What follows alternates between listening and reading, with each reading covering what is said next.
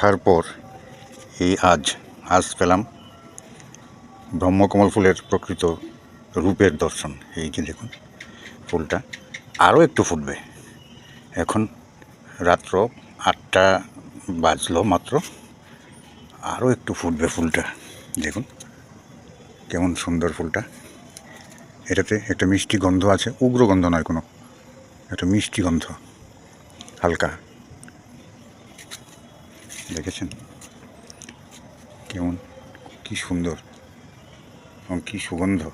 তবে উগ্র গন্ধ না, এটা শুনলে গন্ধটা শুকলে মিষ্টি মিষ্টি লাগবে।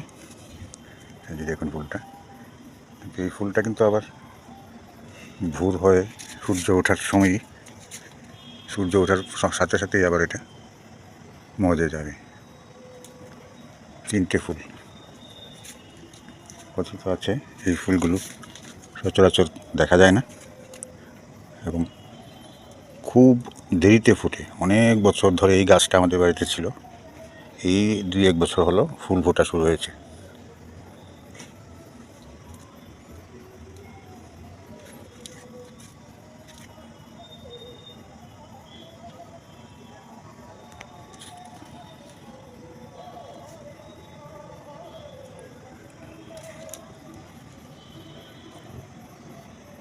এখন রাত 11টা।